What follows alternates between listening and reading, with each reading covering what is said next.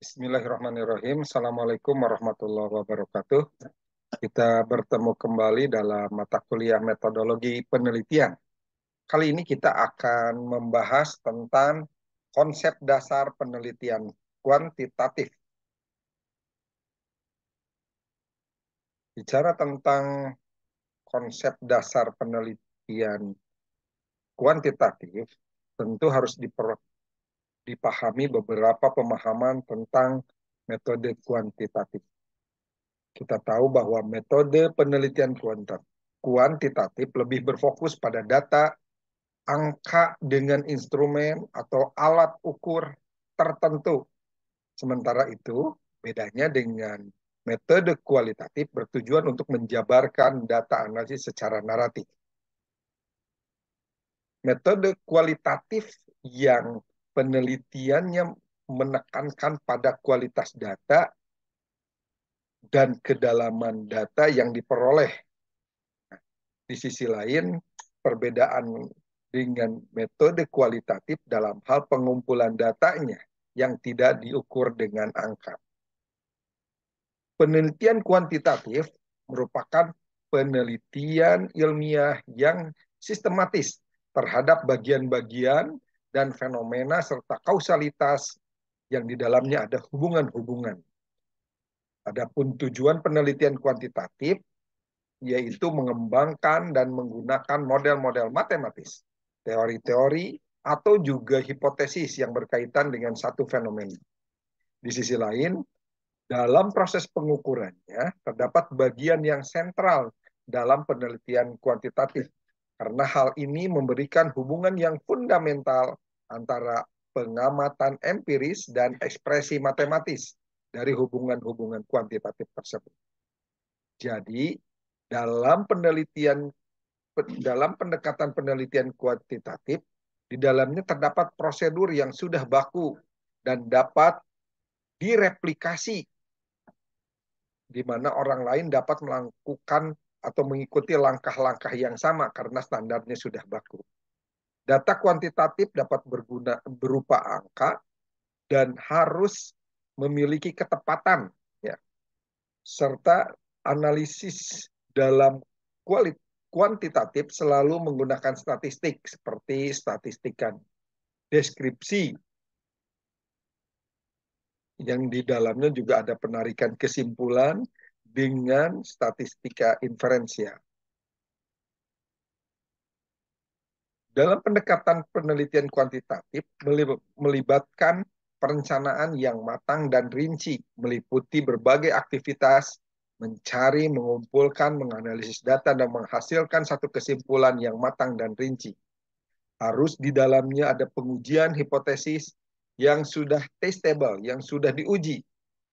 Lalu juga konsep dalam penelitian kuantitatif dinyatakan dalam bentuk variabel, serta pengukuran harus dibuat dalam bentuk skala yang telah dibuat, sehingga datanya dapat diuji dan diukur.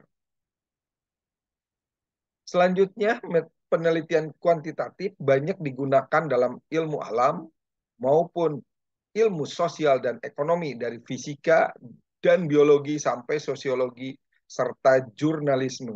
Bisa juga digunakan dengan berbagai aspek dari pendidikan. Ciri-ciri penelitian kuantitatif di dalamnya ada instrumen yang digunakan telah ditentukan sebelumnya dan tertata dengan baik. Instrumen yang biasa dipakai adalah angket atau kuesioner. Tidak banyak memberi peluang bagi fleksibilitas, masukan imajinatif, dan refleksitas. Yang ketiga, masalah kuantitatif lebih umum, memiliki wilayah yang luas dan tingkat variasi yang kompleks, serta pembahasan lebih pada permukaan, dipahami tidak terlalu mendalam. Kelebihan metode kuantitatif, yang pertama dapat digunakan untuk melakukan forecasting atau dugaan. Hasil analisis dapat diperoleh dengan akurat bila digunakan sesuai aturan, dapat digunakan untuk mengukur interaksi hubungan antara dua atau lebih variabel, dapat menyederhanakan realitas permasalahan yang kompleks dan rumit dalam sebuah model, lalu juga penelitian lebih berjalan sistematis, mampu memanfaatkan teori yang ada, penelitian lebih berjalan objektif, spesifik, jelas, dan rinci, serta ukuran penelitiannya besar sehingga menjadi nilai tambah tersendiri. Tetapi ada sisi kelemahan dari metode kuantitatif. Biasanya metode kuantitatif berdasarkan anggapan atau asumsi, di mana asumsi tidak sesuai dengan realitas yang terjadi atau menyimpang jauh, maka kemampuannya tidak dapat dijamin. Mungkin juga menyesatkan. Data harus terdistribusi normal dan hanya dapat digunakan untuk menganalisis data yang populasi dan sampelnya sama. Tidak dapat dipergunakan untuk menganalisis dengan sampel yang kurang dari 30. Pengumpulan data cenderung berasal dari nilai tertinggi, penelitian tidak subjektif, orientasi hanya sebatas pada jumlah, dibatasi oleh peluang untuk menggali responden dan kualitas perangkat pengumpulan data original, serta keterlibatan periset umumnya cukup terbatas. Selanjutnya, dengan menggunakan penelitian kuantitatif ini dapat dikembangkan model matematis, bukan hanya mengadopsi teori, melainkan membangun hipotesis yang berhubungan dengan keadaan nyata yang akan diteliti. Melakukan pengukuran guna membantu melihat hubungan antara data secara kuantitatif dan pengamatan empiris. Tujuan lainnya menentukan variabel dalam sebuah populasi, baik dalam bentuk studi deskriptif maupun studi eksperimental. Selanjutnya, karakteristik penelitian kuantitatif. Penelitian menggunakan metode kuantitatif memiliki beberapa ciri yang membedakan dari jenis metode lainnya. Yang pertama, penelitian ini untuk menjawab permasalahan khusus yang diangkat sebagai fokus penelitian. Yang kedua, topik yang diangkat penting karena penelitian ini berorientasi pada proses, bukan hasil. Rancangan penelitian bersifat sementara dan bisa berubah ketika sudah dilakukan di lapangan. Hasil yang diperoleh harus memiliki kredibilitas, auditabilitas, transferabilitas, dan konfirmabilitas, yang mana keabsahan data dapat dilihat dalam proses penelitiannya. Seperti kita ketahui, ada beberapa macam penelitian kuantitatif, yaitu korelasi, di mana metode korelasi merupakan salah satu dari macam-macam metode penelitian kuantitatif yang digunakan dalam evaluasi. Yang kedua, metode deskriptif, yang merupakan salah satu dari jenis metode penelitian kuantitatif dengan rumusan masalah yang memandu peneliti untuk mengeksplorasi atau memotret situasi sosial yang akan diteliti secara menyeluruh, luas, dan dalam. Metode lainnya adalah metode komparatif atau kausal komparatif, merupakan salah satu metode penelitian yang di dalamnya bisa digunakan untuk mengevaluasi kemungkinan-kemungkinan dari hubungan sebab akibat. Selanjutnya, komparatif. Metode ini merupakan salah satu penelitian kuantitatif yang berfungsi membandingkan dua perlakuan atau lebih dari satu variabel atau beberapa variabel sekaligus. Selanjutnya, eksperimen. Metode eksperimen ini merupakan salah satu metode kuantitatif untuk menguji efektif atau tidaknya variabel yang dieksperimenkan. Penelitian eksperimen biasanya lebih banyak digunakan dalam bidang eksak. Selanjutnya, survei. Metode survei digunakan untuk mengevaluasi dan membuat pencanderaan secara sistematis, faktual, dan akurat terhadap fakta-fakta serta sifat-sifat populasi atau daerah tertentu. Yang ketujuh, verifikatif. Penelitian verifikatif ini adalah jenis penelitian yang di dalamnya bertujuan untuk menguji satu teori atau hasil penelitian sebelumnya, sehingga diperoleh hasil yang memperkuat atau menggugurkan teori atau hasil penelitian sebelumnya. Ada juga metode yang merupakan campuran, yaitu metode deskriptif verifikatif, di mana ini merupakan metode yang memiliki tujuan menggambarkan benar atau tidaknya fakta-fakta yang ada, serta menjelaskan tentang pengaruh atau hubungan antar variabel yang diteliti dengan cara mengumpulkan data, mengolah, menganalisis, dan menginterpretasikan data. Dan yang terakhir, inferensial, merupakan metode kuantitatif yang melakukan analisis hubungan antar variabel dengan pengujian hipotesis.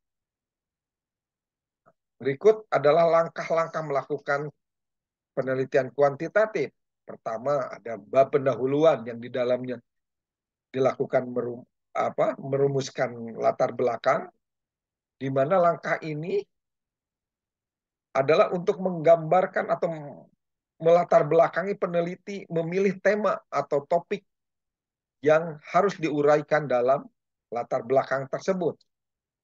Cara membuat latar belakangnya itu berbeda-beda tergantung jenis penelitian atau makalah yang akan diteliti. Nah,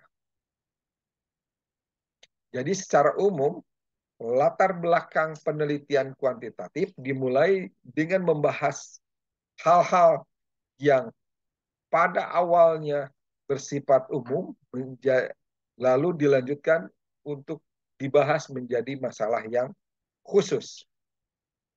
Ini berbeda dengan yang kualitatif, ya. Dalam menuliskan latar belakang kuantitatif terdapat 3 hal yang harus diperhatikan, yaitu kajian tentang pengaruh, hubungan, dan perbandingan. Yang kedua, kita harus menyesuaikan antara rumusan masalah dengan tujuan penelitian, dan juga harus menyesuaikan latar belakang dengan teknik penelitian. Selanjutnya, langkah yang kedua adalah identifikasi masalah. Guna menemukan masalah, mengidentifikasi sumber masalah, menciptakan kalimat permasalahan yang menjelaskan permasalahan tersebut. Dengan identifikasi masalah ini, peneliti bisa mengetahui apa saja yang harus dibahas, yang akan dibahas, dan apa saja yang diselesaikan, sehingga menjadi satu karya atau wawasan baru. Selanjutnya, dengan identifikasi masalah ini dapat mempermudah peneliti menentukan apa saja yang harus diprioritaskan. Hal lain dalam pendahuluan adalah membuat rumusan masalah, di mana dengan rumusan masalah ini kita akan memastikan kalimat-kalimat berupa kalimat pertanyaan, bukan pernyataan, dan harus relevan dengan tema yang diangkat, bersifat baru dan asli serta penting. Jadi pada awalnya kalimat pertanyaan, tetapi ditulis dengan pertanyaan-pertanyaan yang mengandung makna pernyataan. Lalu yang kelima, menetapkan tujuan penelitian. Nah, tujuan penelitian tentunya adalah menyelesaikan rumusan masalah. Kalau rumusan masalah ada 3, berarti tujuannya ada 3. Begitu juga selanjutnya. Selanjutnya, manfaat penelitian. Ada manfaat teoritis dan praktis. Manfaat teoritis merupakan manfaat yang berhubungan dengan pengembangan ilmu. Ya. Misalkan dalam hal ini ilmu linguistik, ilmu ekonomi, dan lain-lain.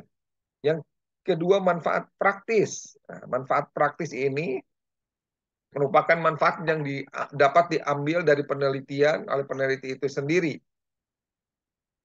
Selanjutnya, tahapan dalam penelitian kuantitatif adalah menentukan landasan teori, di mana di dalamnya ada kajian literatur yang menjadi sandaran peneliti guna menemukan jawaban atas rumusan masalah yang ditentukan.